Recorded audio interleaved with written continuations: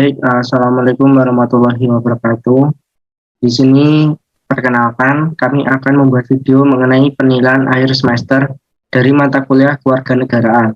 Di sini kami beranggotakan saya sendiri dengan NIM 52006111029 atas nama Fatra Ramadan sebagai moderator.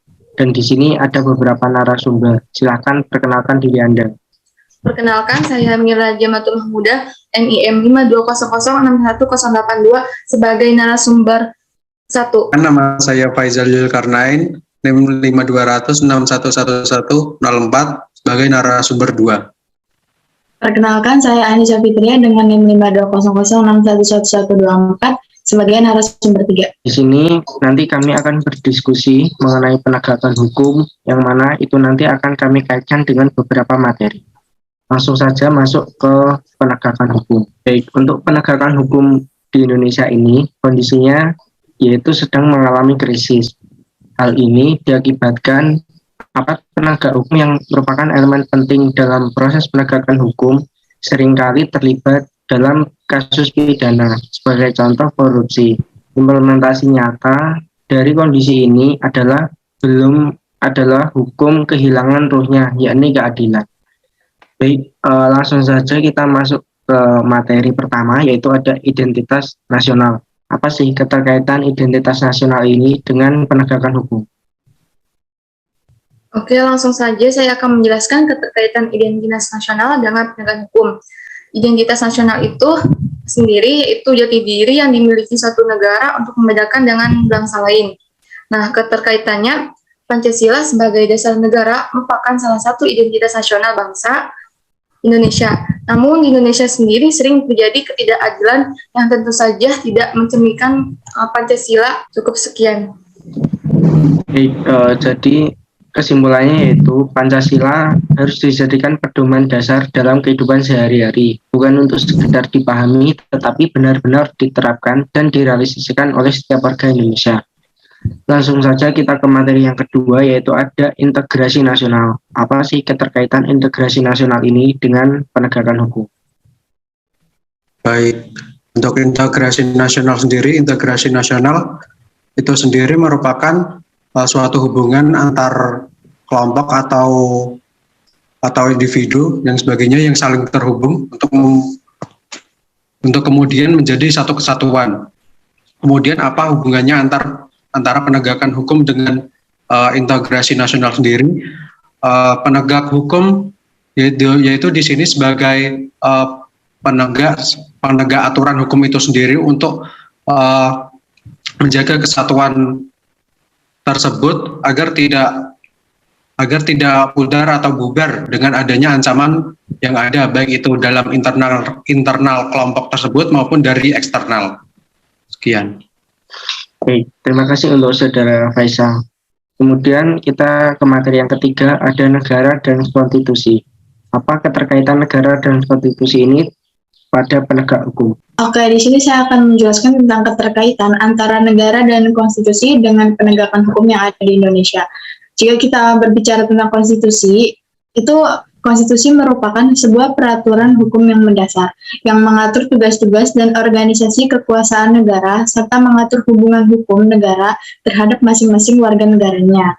Dari sini kita dapat menyimpulkan bahwasannya antara hukum dan konstitusi memiliki keterkaitan satu sama lain, yakni di dalam konstitusi terkandung hukum. Konstitusi memberikan batasan-batasan bagi penegak hukum dalam hal pembuatan undang-undang, agar tidak sampai melampaui batas yang semestinya. Seperti itu.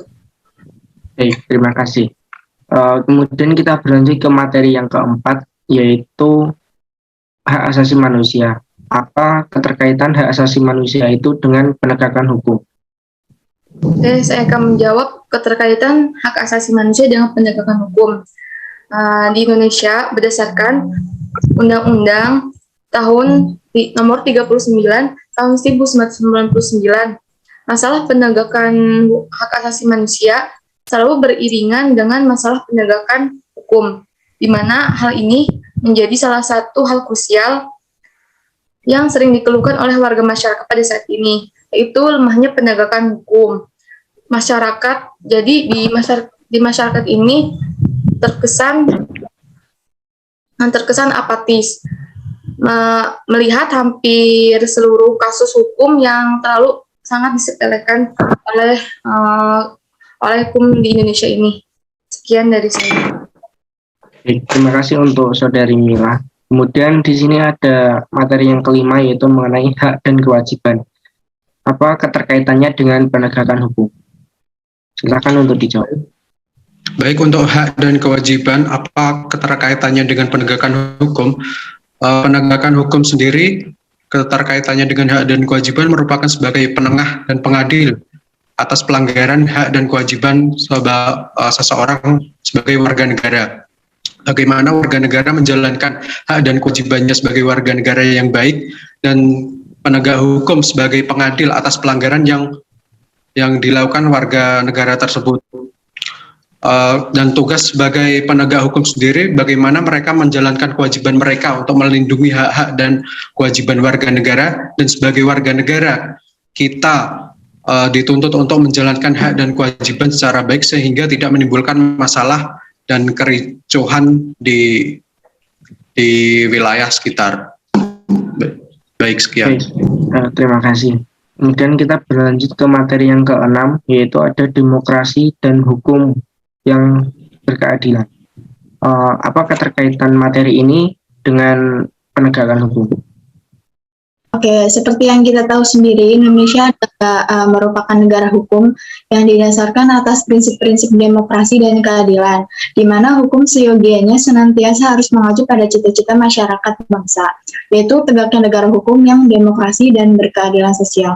Dengan penegakan hukum yang ada di Indonesia saat ini, jelas tidak terlihatnya kemampuan hukum sebagai alat untuk menegakkan demokrasi. Bukanlah disebabkan oleh faktor hukum sendiri, tetapi karena hukum itu diabaikan dan di mana politik dan kekuasaan itu lebih penting daripada hukum.